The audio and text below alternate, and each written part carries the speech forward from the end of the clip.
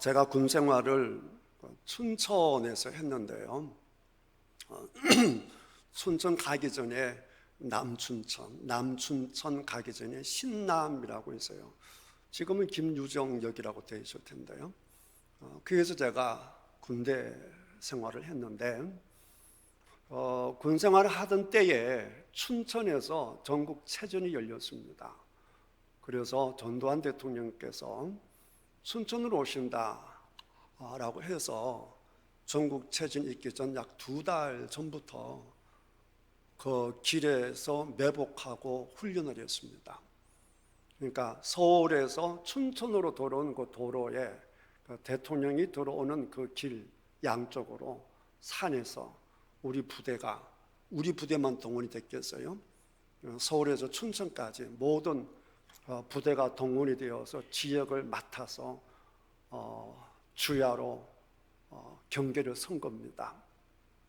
그런데 정작 대통령께서는 그 도로로 지나가지 아니하시고 헬리콥터로 가셨습니다.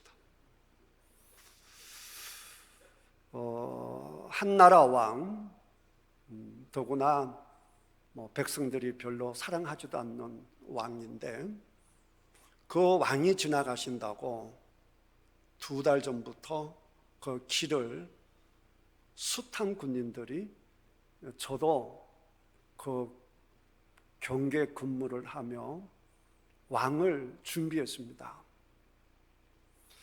그런데 우리가 하나님께 예배 드린다라고 하면서 예배 시간에도 나타나지 않는 것은 왕에 대한 불충입니다. 믿습니까? 믿습니까? 오후 예배는 실질적으로 1시 40분에 시작된다라고 봐야 됩니다. 준비 찬양은 없습니다.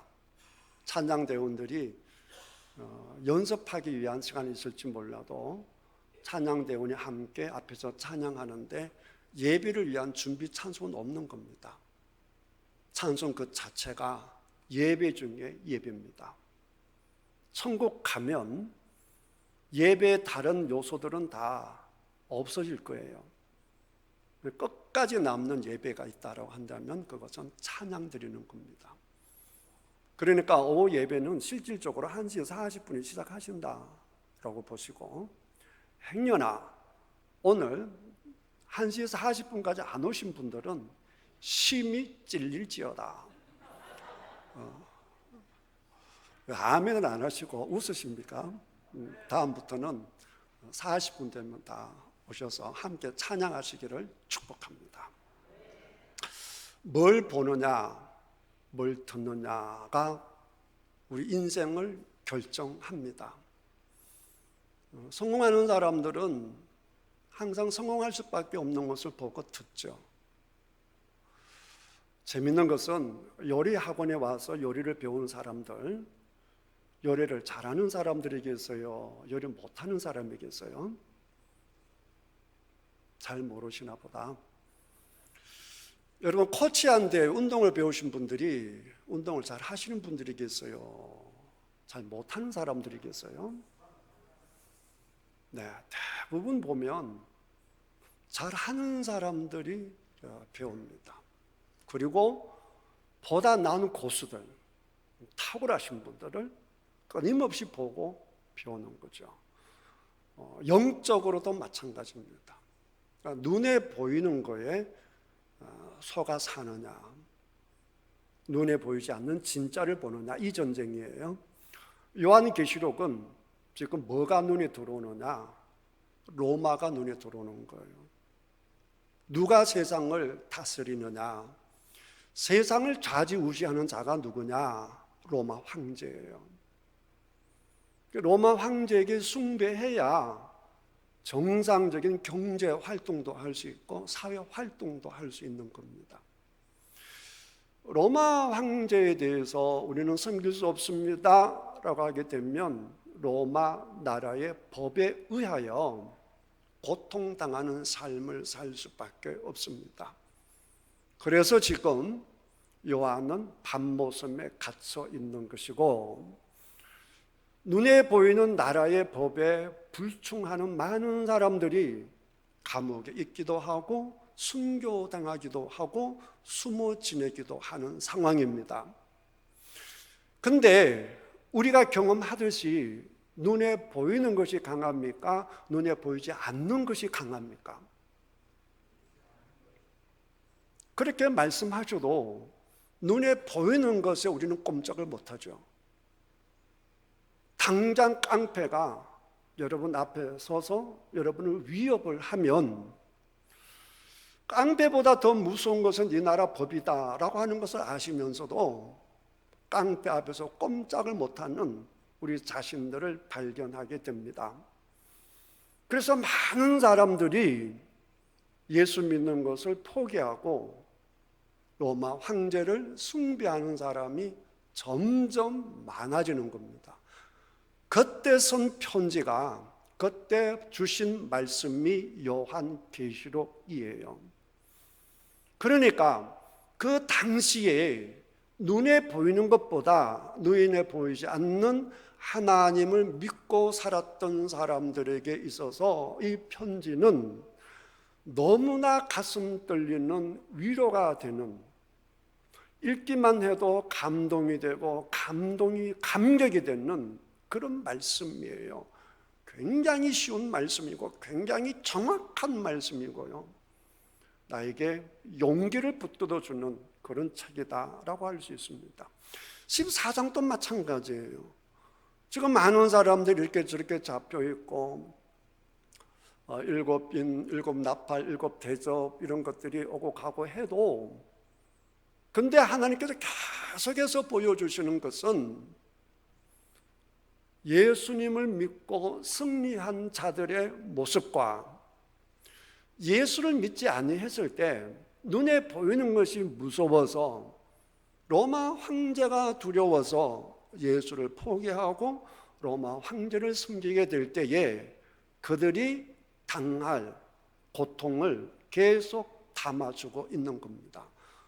그런 맥락에서 보면 요한계시록은 굉장히 쉽고요, 요한계시록은 우리를 혼돈시키기 위해서 주신 책이 아니에요. 몇 사람들만 풀어 헤칠 수 있는 그런 말씀이 아니고요, 예수님을 주님이라 고백할 수 있는 모든 사람들에게 열려있는 책이요, 이해가 되는 책입니다. 자, 14장도 1절에 보게 되면 내가 보니, 그래서 14장 1절 지난 주일에 말씀드린 거, 어린 양이 시온산에 서 있는 것을 봅니다. 14만 4천 명의 노래 부르는 것을 보죠. 무엇을 상징합니까? 눈에 보이지 않는 진짜 하나님이, 진짜 왕이, 진짜 대통령이 서 계시는 걸 보는 거예요. 진짜가 보이면 가짜에 대해서 담대할 수 있습니다. 진짜를 보면 가짜는 눈에 들어오지 않습니다. 진짜가 안 보이니까 가짜가 눈에 들어오는 거예요. 자, 그리고 나서 오늘 또 계속 보고 듣는데, 자, 6절을 보시니까 누가 나타납니까? 뭐를 봅니까? 내가 보니 뭐가 있죠? 다른 천사가 있죠. 다른 천사가 있습니다. 다른 천사가 있는데요, 이 천사가 하늘에 날아다니면서 땅에 거주하는 자들에게 무언가 가지고 있는데, 가지고 있는 것이 무엇입니까? 뭘 가지고 있죠? 네, 복음을 가지고 있습니다. 그러니까 이 천사가 땅에 전할 복음을 가지고 있는 것이죠. 그러면 천사는 누구예요? 누구의 심부름꾼이에요? 누구의 심부름꾼이죠? 천사는 하나님의 심부름꾼이에요. 그러니까 결국 천사가 갖고 있다라고 하는 것은 천사가 중간 역할을 하는 것이고, 본래는 누구예요? 하나님이죠. 그러니까 복음은 어디로부터 나온다? 하나님으로부터 나온다는 거죠. 근데 눈에 보이는 것은 뭐예요? 복음은 어디서부터 나오죠? 눈에 보이는 세상은 로마 황제로부터 나오죠. 로마 황제를 섬겨야 정상적인 경제 생활을 할 수가 있고 모든 것이 정상적으로 돌아갈 수 있고 잘 보여야 출세할 수 있고요. 돈도 벌 수 있죠. 또 좋은 데 가서 살 수도 있고요. 그러나 그것은 다 가짜다라고 하는 것이죠. 진짜는 어디로부터 온다? 하나님으로부터 온다라고 하는 것입니다. 그게 진짜 복음인데, 근데 그 복음의 내용이 뭐냐? 7절에 나와 있습니다. 7절에 보니까 여러분이 볼 때는 이 복음이 잘 안 보일 수가 있어요. 그렇지만 제가 항상 여러분께 말씀드리기를, 성경은 국어 시험 보듯이 보라, 문맥을 정확하게 이해하라 그랬잖아요. 그 복음을 가졌더라라고 했는데, 그러면 그 복음을 가진 천사가 외친 그 음성의 내용이 결국 뭐겠어요? 그 복음 아니겠어요? 이 천사가 하는 일은 복음을 전하는 거니까, 말을 하든지 뭐 글을 쓰든지 이 천사가 하는 일은 결국 무엇을 전하는 거죠? 복음을 전하는 거잖아요. 그냥 그가 하는 말은 전부 다 복음일 수밖에 없죠. 그렇죠? 자, 그가 큰 음성으로 해야 이 땅에 있는 모든 족속들이, 모든 민족들이 다 듣지 않겠어요? 큰 음성으로 이르되 뭐라고 얘기했느냐? 첫 번째, 하나님을 뭐 하라고요? 두려워하라는, 이게 복음의 첫 번째입니다. 이 천사가 전하는 복음의 첫째예요. 그런데 이 천사가 전하는 복음과 우리가 알고 있는 성경 전체 맥락 속에 있는 복음과 만약에 상충이 된다고 한다면 그때는 좀 심각하게 봐야겠죠. 그러나 상충되지가 않습니다.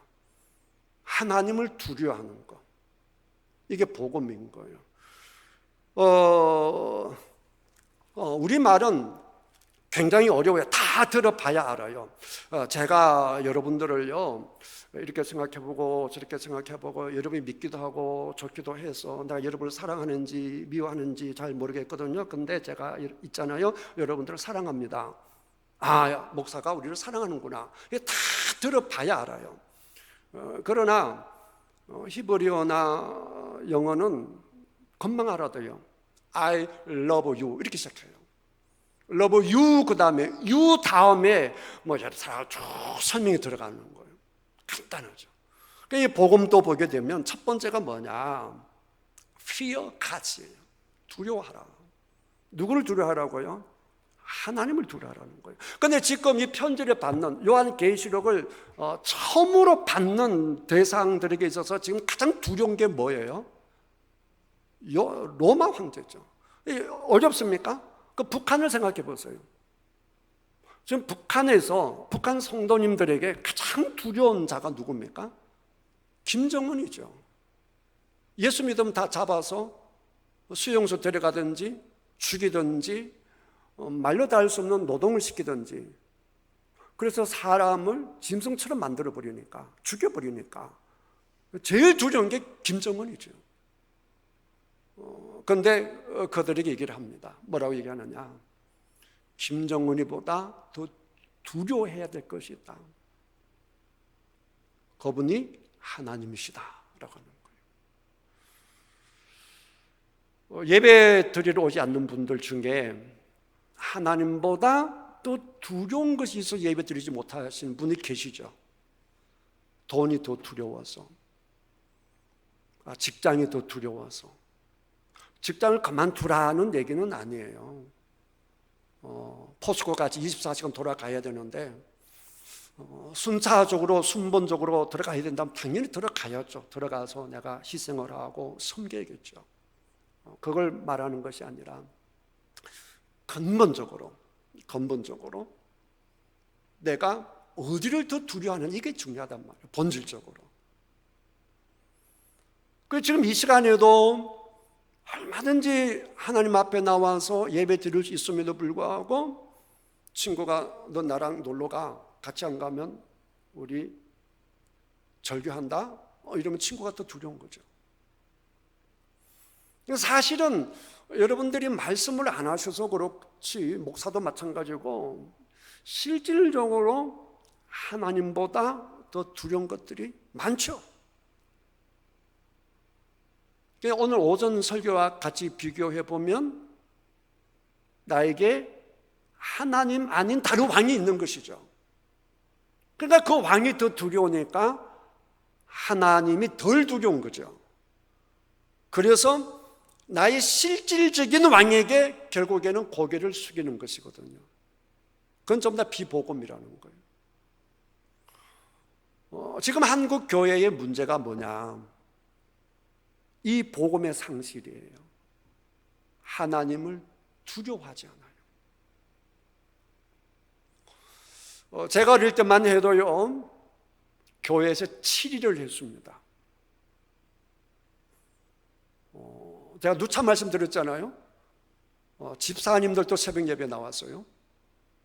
그래서 새벽 예배 안 나온 집사님들은 연말에다 가면 투표할 때 표를 못 얻어서 집사가 잘렸어요. 두려웠어요.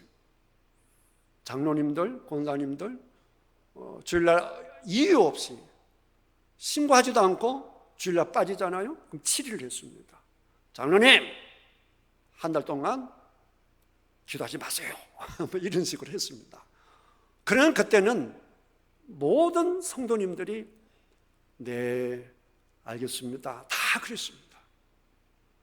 지금은 못 그럽니다. 왜 못 그러냐? 그렇게 하면 딴 교회 다 가버리니까. 못 그럽니다. 또 하나님에 대한 두려움도 없고. 이게 문제거든요. 진짜 하나님을 하나님 자리에 모셔놓고 하나님을 두려워하면 여러분 천국의 삶을 살 수 있습니다. 간단히 여러분 이해해 볼 수 있어요. 여러분들이 처녀 때, 총각 때 정말 하나님 다음으로 부모님을 왕으로 모셨다라고 한다면 지금 그 사람하고 살지 않겠죠. 부모의 말씀을 들었다면. 그런데 부모의 말씀 듣지 않고 고집 피우다가 지금 그 인간하고 살고 있지 않습니까?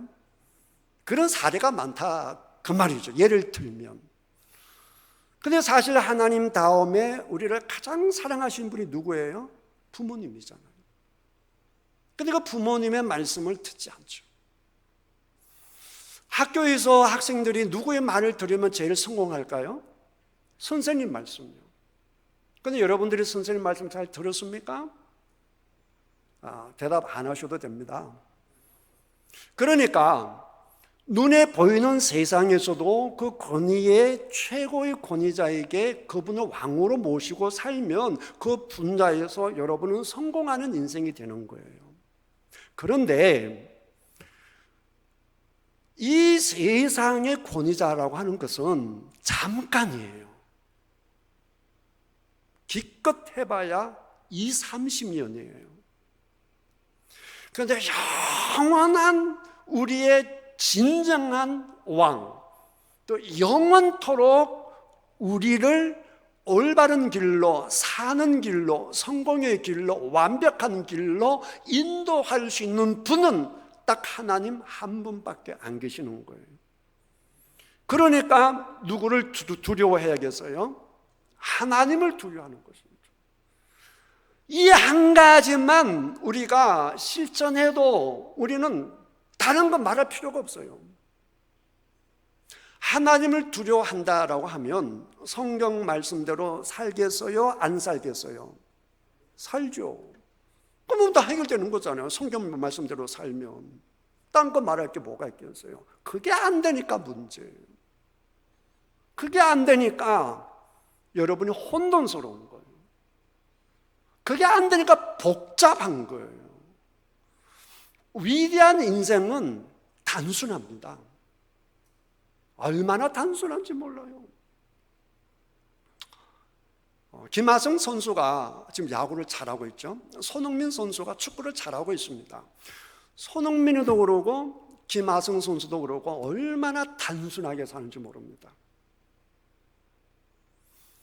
마라톤 대회에서 금메달 따는 나라는 다 케냐 선수들이에요. 이 선수들 세계 기록 세우고 세계 마라톤 대회에서 금메달 따는 친구들 얼마나 단순한지 모릅니다. 어떻게 사느냐? 아침에 일어나서 운동합니다. 밥 먹습니다. 운동합니다. 잡니다. 다시 밥 먹고 오후에 운동합니다. 그리고 잡니다. 그게 끝입니다. 단순합니다. 그렇게 단순하게 살았을 때에 세계 최고가 되는 겁니다. 공부 잘하는 학생 얼마나 단순한 줄 아십니까? 깨면 공부합니다. 얼마나 단순해요. 영업 잘하신 분도 마찬가지예요. 눈만 뜨면 영업하는 거예요. 그러니까 잘하는 거예요. 단순한 거예요. 신앙생활도 마찬가지입니다. 하나님만 딱 두려워하면 다른 것은 눈에 들어오는 게 없죠. 그게 복음입니다. 할렐루야. 하나님을 두려워하시는 저와 여러분들이 되시기를 주님의 이름으로 축복합니다. 예를 들면 제가 하나님을 너무너무 두려워합니다. 여러분들이 하나님을 너무너무 두려워합니다. 정말 그렇게 두려워합니다. 우리 교회 안에 하나님께서 싫어하신 일들이 일어날까요? 일어나지 않을까요? 일어날 리가 없죠. 문제가 발생할 리가 없죠. 믿습니까? 하나님을 두려워하는 저와 여러분들이 되시기를 주님의 이름으로 축복합니다. 이 소식은 전부 다 들어야 되는 거예요. 지금 눈에 보이는 로마 황제를 두려워하는 그들 모두에게 그것보다 더 두려운 게 하나님이구나, 이걸 깨닫게 하는 것이죠. 그 다음에 두 번째가 뭐냐? 그분에게 영광을 돌리는 것입니다. 첫 번째가 fear고 두려워하는 거죠. 두 번째 give입니다. 주는 거예요. 뭘 주느냐? give him glory입니다. 그에게 영광을 드려라. 두려운데 여러분 세상에 살면 그런 게 있잖아요. 예를 들면 시어머니가 너무 두려워. 그럼 약간 부정적인 의미가 있죠. 미워, 꼴도 보기 싫어, 무서워, 그것밖에 없잖아요. 두려운데 마음속에는 뭐가 솟아나는 거죠? 밉죠. 근데 여기서는 뭐냐? 두려운데 그게 뭘 돌려요? 영광을 돌린다는 거예요. 영광을 돌린다라고 하는 것은 내 마음이 부정적이에요? 아니면 긍정적이에요? 긍정적이죠. 내 마음이 밝은 상태죠. 두렵지만 좋죠. 왜냐? 그 두려운 분이 나의 왕이시니까. 심판하시는 분이 나의 왕이시니까. 심지어 심판하신 그 두려우신 분이 나를 위해서 돌아가시기까지 하셨으니까. 날 그렇게 사랑하신 분이 심판자시니까. 할렐루야. 그러니까 두렵지만 좋은 거예요. 너무너무 좋은 거예요. 그러면서도 두려운 거예요. 영광을 돌리는 거예요. 그게 복음이죠. 두렵지만 영광 돌릴 수 있는 분이 계시다는 거. 그런 삶을 살 수 있다고 하는 거. 곰곰이 생각해 보세요, 여러분. 정말 영광을 돌릴 수 있는 대상이 있는가? 그런 인생은 설령 천국 못 간다라고 해도 이 세상에 사는 동안 행복할 수 있어요. 각자가 영광 돌릴 수 있는 대상만 있다 하더라도 이 땅에서만큼은 행복할 수 있어요. 이 땅에서만큼은. 그게 너무 좋아서 모든 영광을 거기에 돌리는. 그래 돈을 아까워하지 않고 그게 투자하고 그를 아끼고 뭐 그런 대상이, 그게 사람이든 취미든 뭐 수석이든 뭐든지 간에 그런 게 있으면 그걸 보면 행복하죠. 위로가 되고 막 타해주고 싶고 그런 대상이 있으면 좋죠. 그런데 이 세상의 것들은 다 한순간에 지나가 버린다라고 하는 것이죠. 내가 죽어서 영혼의 세계에 이를 때에 그것은 아무런 도움이 안 된다는 것이죠. 우리 기업을 그렇게 내가 경배하고 내가 다니는 회사 그렇게 내가 존경하고 그 창업주를 그렇게 경배했는데 그 회사에서 쫓겨난다든지 또 내가 막상 죽음에 이르렀는데 그 경배의 대상이 나에게 아무것도 해줄 수 있는 게 없다라고 했을 때 그 허무함은 이루단 말로 표현할 수가 없죠.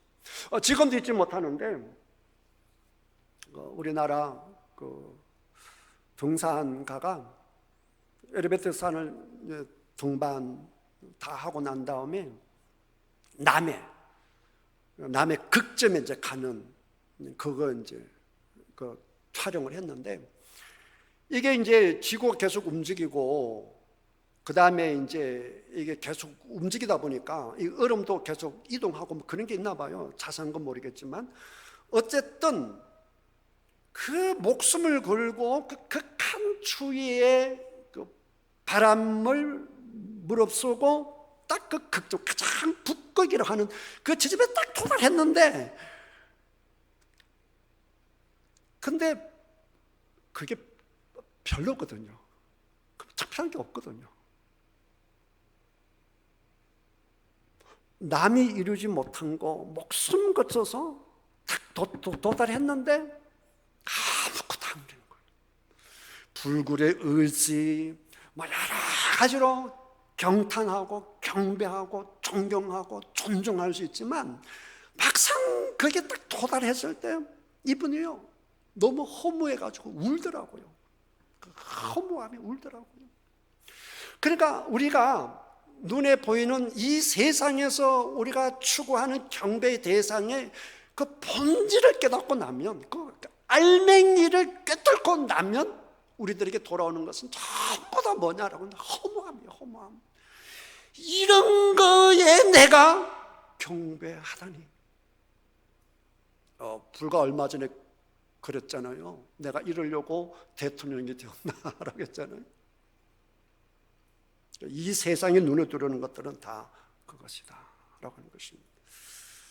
첫 번째는 두려워하고, 두 번째는 영광을 드리고, 그 다음에 이제 영광을 왜 돌려야 되느냐? 영광을 왜 돌려야 되느냐? 왜 하나님께 영광을 돌려야 되느냐? 그 이유가 나와 있어요. 이는 그의 심판의 시간이 이르렀다, 이렇게 되죠. 심판의 시간. 심판은 누가 한다는 거예요? 하나님께 하신다는 것이죠. 여러분 잘 생각해 봐야 돼요. 심판의 시간이 이르렀다. 이런 영어에 보면 has come이에요. has는 have잖아요. have. I have 뭐 이거 내가 이걸 가졌다는 뜻이잖아요. 그죠? I have. 그러니까 지금 come 이미 온 걸 지금 가졌다는 거예요. 왔다는 거죠. 왔다. 심판의 때가 has come, 왔다 이거거든요. 미래에 있는 것이지만 왔다 이렇게 보는 거예요.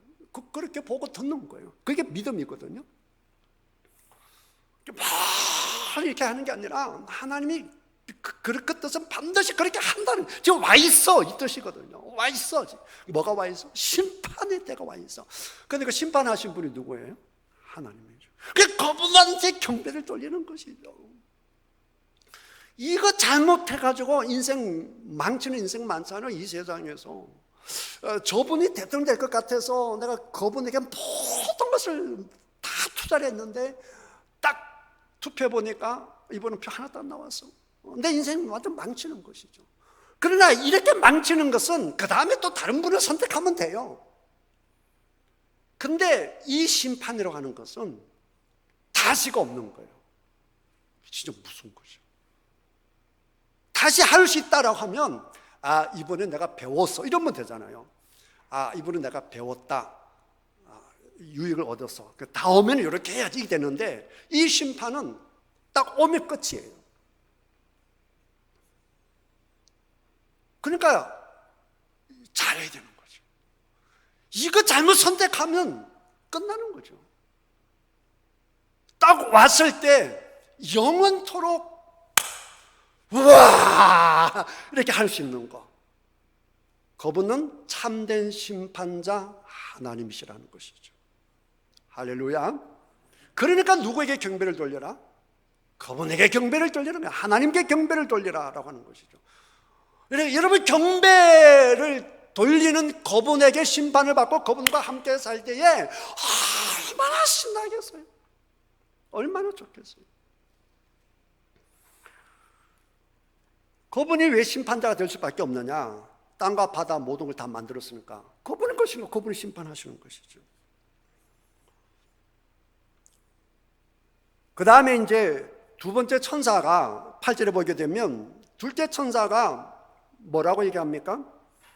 무너졌도다 그러는 거예요. 뭐가 무너졌어요? 큰 성 바벨론이 무너졌어요. 바벨론은 어디예요? 로마예요. 왜 바벨론이라고 해요? 지금은 로마가 지배하고 있단 말이에요. 근데 로마가 무너졌도다 그러면 로마 사람이 가만히 있겠어요? 더구나 지금 요한이 편지를 써서 검열을 받고 편지를 보내야 되는데 로마가 망했다 그러면 그 편지를 찢어버리고 불태워버리지 가만히 두겠어요? 그러니까 로마를 어디다가 비유하느냐? 바벨론에 비유하는 거예요. 그래서 바벨론에 비유하는 거예요. 우리 일제시대 때 우리 문학을 할 때에 님이 오시면 백마 타고 님이 오시면 이렇게 쓰잖아요. 백마 타고 님이 온다는데 일본 순사가 어떻게 할 수가 있어요? 그러나 우리는 이 나라가 독립이 되면 그걸 꿈꾸는 거잖아요. 똑같은 거예요. 그런데 이제 이게 큰이지만 영어로 보면 그레이트거든요. 그레이트 바빌론이거든요. 위대한. 그래서 지금 눈에 보면 가장 위대한 그레이트한, 그래서 세계를 좌지우지하는 지금 같은 미국 같은 나라죠. 지금 같은 미국 같은 나라, 아수르, 바벨론 다 해당되는 거예요. 근데 지금 당장은 누구냐? 로마죠, 로마. 이 요한계시록에서는 로마가 다 좌지우지하나요. 그래서 다 좌지우지하다 보니까 로마 황제가 내가 신이야 이러잖아요. 또 그 밑에 신하들이 당신이 신입니다 막 이렇게 막 존중하고, 그래서 신이다 이렇게 해서 막 도시를 지어가지고 우리 신이신 우리 황제에게 이 도시를 드립니다 막 이러잖아요. 그 로마에 잘 보여야 먹을 게 많거든요. 그 로마 잘 나가는 그 선지 문화를 배워야 멋있고 폼나고 배부르고 그렇거든요. 근데 그날 되면 둘째 천사 딱 말하는 거예요. 뭐 한다고? 전부 다 어떻게 된다고요? 다 무너져 내린다는 거예요. 전부 다 무너져 내린다는 거예요. 그걸 기억하시기를 주님으로 축복합니다. 여러분이 바라보고 여러분이 그 보이는 이 세상의 것들, 그 전부 다 바벨론적인 거예요. 근데 보면 큰 성 바벨론 모든 나라에게 그 음행으로 말미암아 진노의 포도주를 먹이던 자도다. 다음 시간에 좀 더 자세하게 설명하겠는데, 간단히 말하면 왜 이게 음행이냐?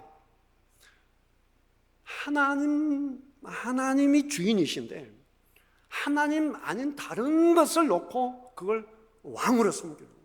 그 진짜 남편이 있는데 그 진짜 주인이신 그 하나님이 계시는데 다른 것을 놓고 이게 주인이다, 이게 창조주다, 이게 나를 살리는 사람이다, 그게 전부 다 음행이에요. 그러니까 하나님 외에 다른 게 경배하고 모든 것들이 다 음행이다. 그 근원지가 어디냐? 그게 바빌론이에요. 왜냐하면 눈에 보이는 세상의 우상의 모든 가장 화려한 것이 로마잖아요. 그게 전부 다 그게 녹아내리는 거잖아요. 그게 전부 다 춤을 추잖아요. 잔을 마시고. 다음 시간에 둘째 천사에 대해서 좀 더 얘기를 해야 될 것 같아요. 오늘 여기까지 하고 오늘 말씀을 잘 기억하면서 기억해야 될 것은, 복음이라고 하는 것이 오늘 천사의 음성을 통해서 확인할 수 있는 복음이라고 하는 것이 뭐냐? 하나님을 진실로 두려워하는 것이 복음이다.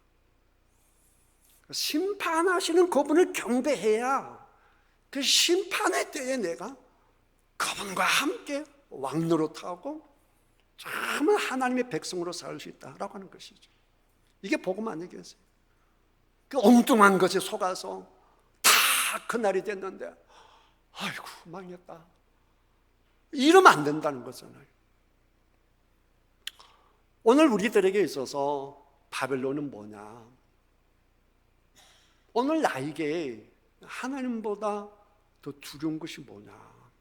이것을 한번 생각해 보시고 정말 하나님이 두려워서 하나님 말씀대로 따라 사는 여러분들이 다 되어서 지금 주님 오신다라고 해도 할렐루야 할 수 있는 여러분들이 다 되시기를 주님의 이름으로 축복합니다. 기도하겠습니다.